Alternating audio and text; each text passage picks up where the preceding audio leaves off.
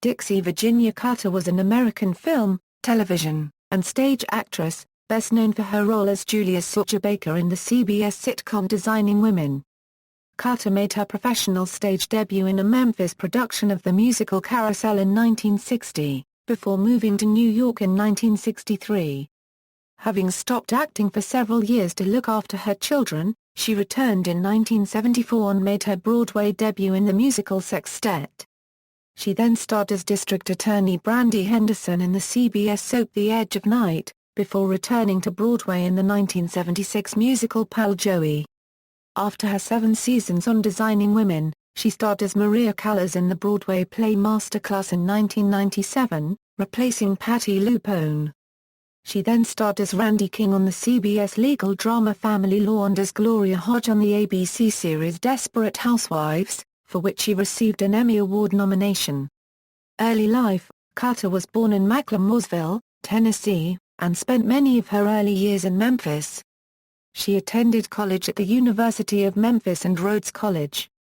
In college, she was a member of the Delta Delta Delta sorority. In 1959, Carter competed in the Miss Tennessee pageant, where she placed first runner-up to Mickey Wieland.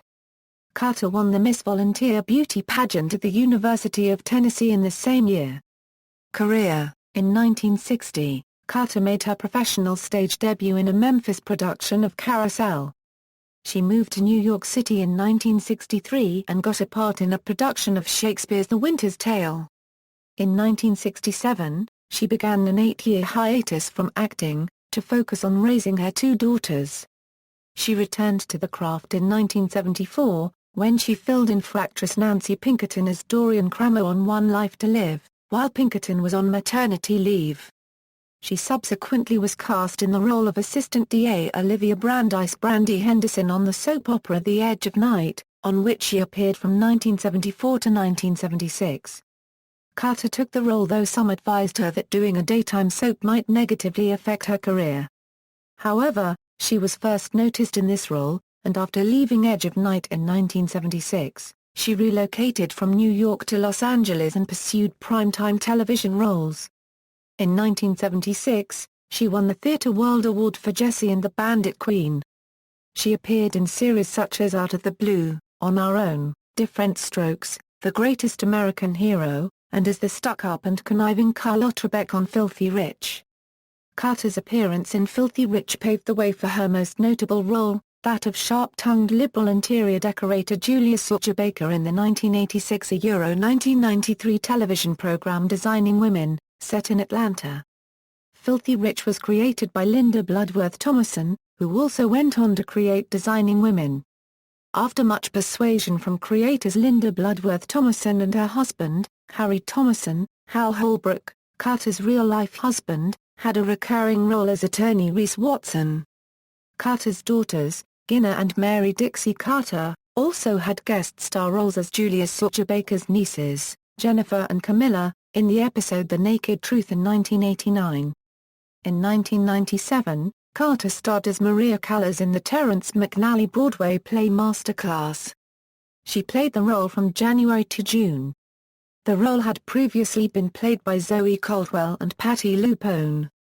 Famous for portraying strong-minded Southern women, Carter provided the voice of Nisal in Mike Young Productions' direct-to-video 2000 cartoon feature The Life and Adventures of Santa Claus.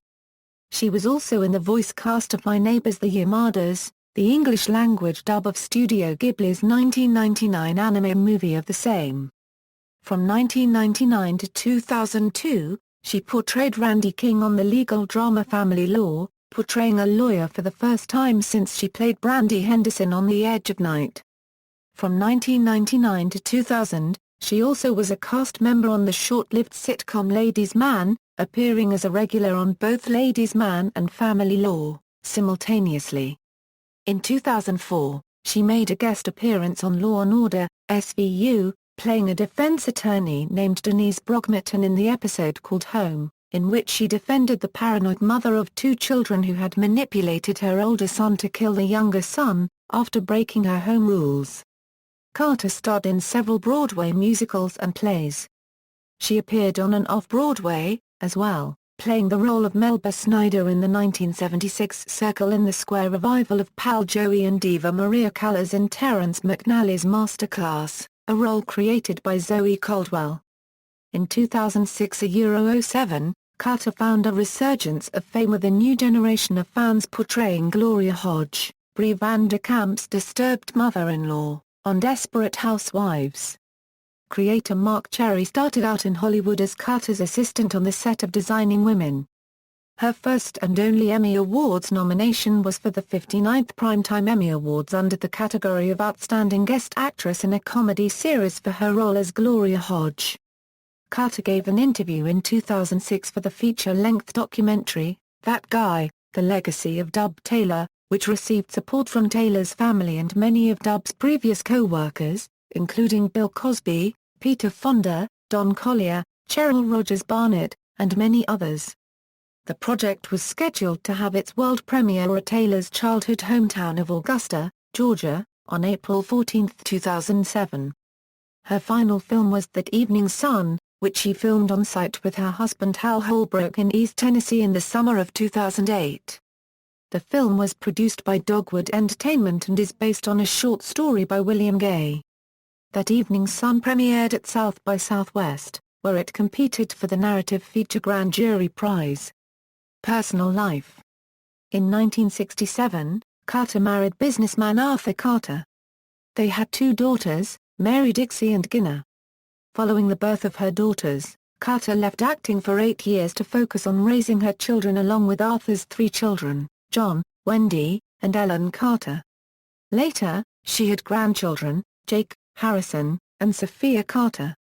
She divorced Arthur Carter in 1977, and married Broadway and TV actor George Hearn the same year.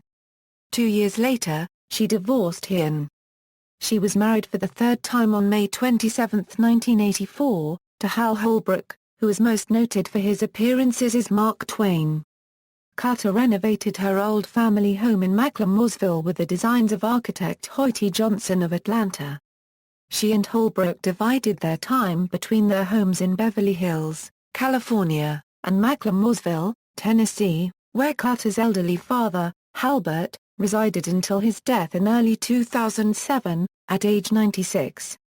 In 1996, Carter published a memoir titled Trying to Get to Heaven, in which she talked frankly about her life with Hal Holbrook, Designing Women, and her plastic surgery during the show's run.